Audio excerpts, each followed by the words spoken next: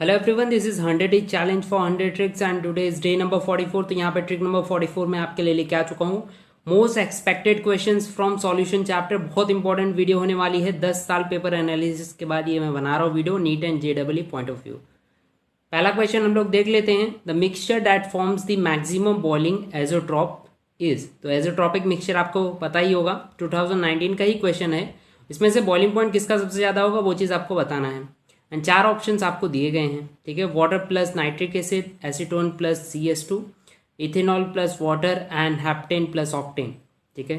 इसको सॉल्व करने का ट्रिक क्या है आपके पास? ट्रिक ये है कि जो भी नेगेटिव डेविएशन शो करेगा उसका मैक्सिमम बॉइलिंग पॉइंट होता है, ठीक है।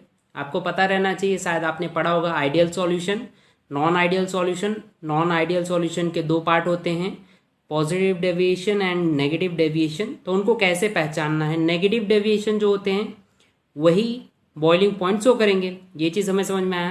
तो नेगेटिव डेविएशंस को आप कैसे पहचानोगे? This is the trick, please ध्यान से सुनिएगा।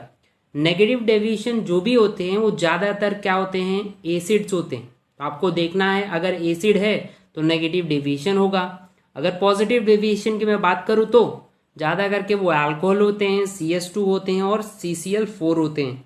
ये पॉइंट आप नोट कर लीजिए, एग्जाम पॉइंट ऑफ व्यू बहुत इंपॉर्टेंट होने वाला है ये।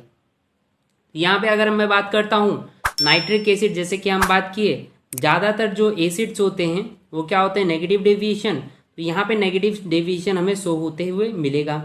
अगर मैं बात करता हूँ CS2 की तो ये पॉजिटिव डेविएशन शो करेगा।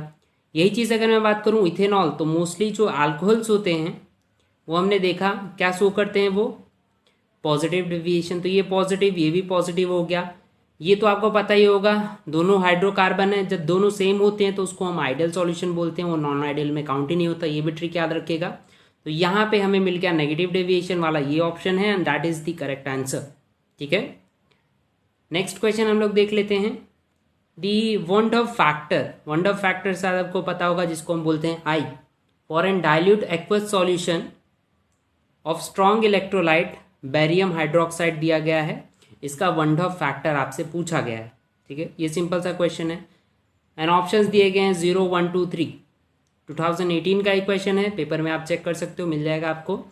बेरियम हाइड्रोक्साइड, अब इसका आई कैसे निकालना है? ट्रिक देखिए ध्यान से। आपको कैसे याद रखना है? सबसे पहले उसको आयंस बना लीजिए। आयंस कैसे बनाएंगे?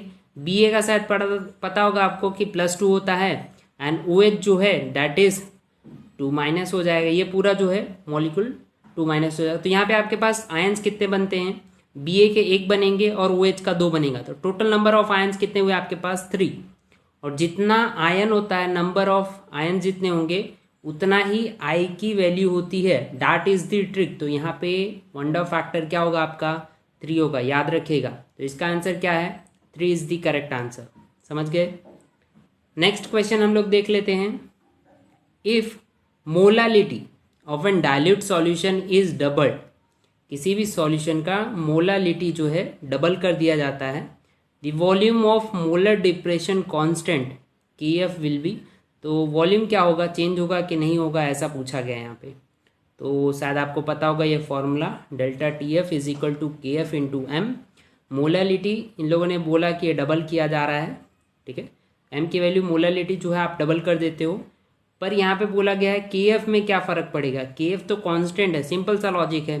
कांस्टेंट है तो उससे कोई फ़र्क ही नहीं पड़ेगा, उस पर कोई चेंज ही नहीं होने वाला है, और जो है वो डायरेक्टली सॉल्वेंट पे डिपेंड करता है। तो यहाँ पे कोई चेंज नहीं होगा। That is the correct answer. C option जो है, जो अनचेंज्ड ऑप्शन है, वो सही है आपका। नेक्स्ट क्वेश्चन हम लोग देखते हैं। At 100 degree Celsius the vapour pressure of solution. अब यहाँ पे वेपर प्रेशर सॉल्यूशन का कितना दिया गया है? 732 mm, ठीक है। अब यहाँ पे कुछ ग्राम दिए गए हैं, देख लीजिए कैसे बनाना है, सॉल्यूशन कैसे बना हुआ है वो चीज़ बताया गया है।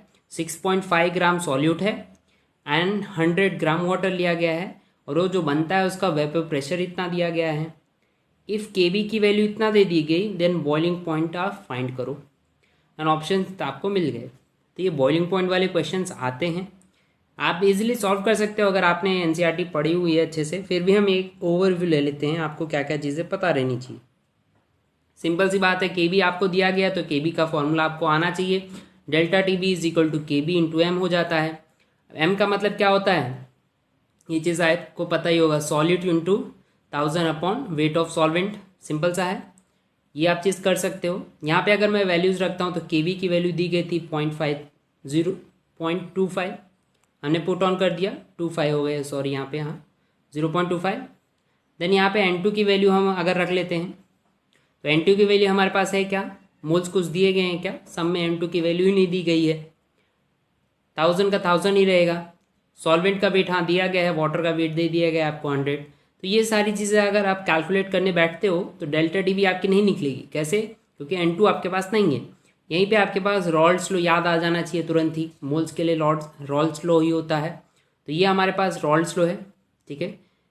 पी जो हमारा क्या आइडियल होता है, minus P S upon P zero is equal to N2 upon N1। Values put कीजिए, 760 माइनस 7232 अपॉन 760। एंड इस N1 की वैल्यू कैसे निकालोगे आप, N1 की वैल्यू कैसे निकालोगे, 18 डिवाइड बाई वाटर का कितना होता है मोलिकुलर वेट 18। तो ये चीज़ याद रखिएगा, दैट इज़ 100 डिवाइड बाई 18 कीजिए, जो भी आंसर निकले एंड कैलकुलेट कर लीजिए। तो इसका आंसर हमारा निकल जाता है 0.32, ये यहाँ पे पुट ऑन कीजिए और आपका आंसर निकल जाता है 1.092।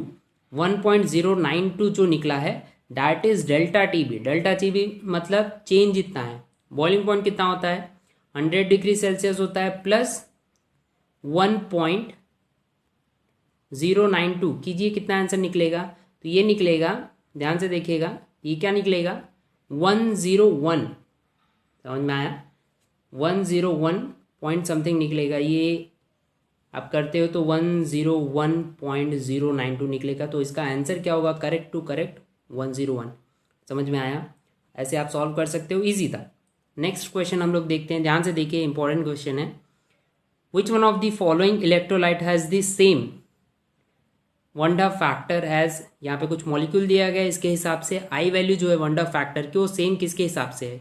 4 ऑप्शंस आपको दिए गए हैं, फाइंड करने का तरीका यही है, अभी हम जस्ट सीख के आए हैं, क्या है एन की वैल्यू निकालिए आप, जो भी निकलता है वो आई की वैल्यू होती है। तो यहाँ पे एन की वैल्यू क्या नहीं होती, नंबर ऑफ मोल्स क्या होंगे आपके पास, यहाँ पे 2 है और यहाँ पे 3 है, तो टोटली कितने हो गए आपके पास 5 आयंस आपके पास बन रहे हैं। यहाँ पे अगर मैं काउंट करता हूँ तो 4 बनेगा, इसका 3 एंड इसका 1।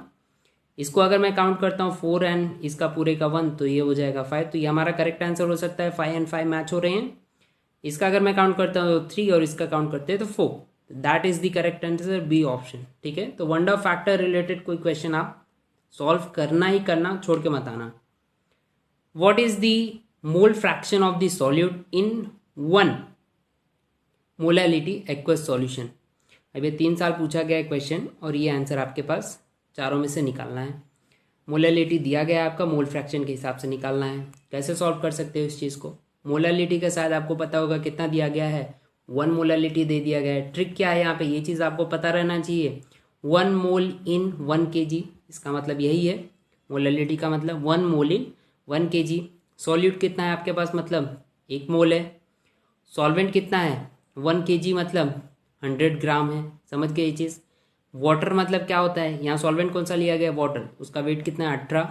यहाँ पे आप मोल निकाल लीजिए, वेट अपॉन मोलिकुलर मास निकालिए, तो वाटर का मोल कितना निकला आपके पास 55.5। ये चीज़ हमने क्लियर कर लिया। मोल फ्रैक्शन करते हैं, मोल फ्रैक्शन का फॉर्मूला क्या होता है, मोल्स अपॉन टोटल मोल।